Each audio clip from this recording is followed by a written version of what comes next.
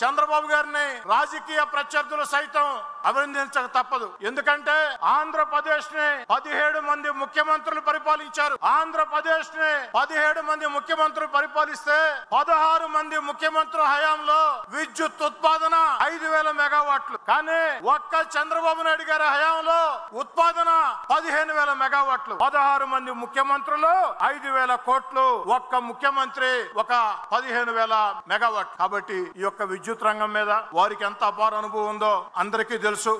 చాలని కరెంటుతో, వచ్చి రాని కరెంటుతో కరెంటు బిల్లు ఎట్లా కట్టాలి ఆవేదన చెందే రోజుల్లో ఈ రోజు భారతదేశంలో ఒక రోల్ మోడల్ లా ఆంధ్రప్రదేశ్ లో కరెంటు వెలుగులు వెలుగుతున్నాయంటే ముందు చూపుతో చర్యలు తీసుకున్న చంద్రబాబు నాయుడు గారికి ఒక్కసారి తెలుగుదేశం మహానాడు ప్రాంగణం దద్దరిల్లే విధంగా చప్పట్లతో ధన్యవాదాలు తెలియజేయాలని చెప్పని కోరుకుంటూ ఉన్నా. తన అపార అనుభవంతో, తన బ్రాండ్ ఇమేజ్ తో ఈ వయసులో కూడా చంద్రబాబు నాయుడు గారు ఈ రాష్ట్రం కోసం అహరహం శ్రమిస్తూ ఈ రోజు రాష్ట్రంలో సంక్షేమాన్ని కొనసాగిస్తూ, అభివృద్ధి పథకాలని కొనసాగిస్తూ, మరో పక్క రాష్ట్రం లోటు బడ్జెట్ లో ఉన్న ఎన్నికల్లో ఇచ్చిన హామీలు ఒక్కొక్కటి నెరవేర్చుకుంటూ వస్తూ ప్రపంచంలో రాజధాని లేని రాష్ట్రం ఆంధ్రప్రదేశ్. అలాంటి ఆంధ్రప్రదేశ్ కి అమరావతి నిర్మిస్తూ ఆంధ్రప్రదేశ్ దిశ మార్చే పోలవరం పరుగులు పెట్టిస్తూ అన్నిటికీ మించి మన బిడ్డలకు ఉద్యోగాల కోసం అంతర్జాతీయ స్థాయిలో పెట్టుబడులు ఆకర్షిస్తూ రాష్ట్రాన్ని ముందుకు తీసుకుని పోతున్నారు. ప్రపంచంలో ఉండే తెలుగుదేశం పార్టీ కార్యకర్తల అభిమానులు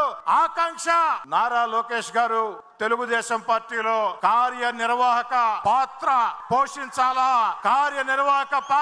పోషించాలా, ఇదే అందరి ఆకాంక్ష.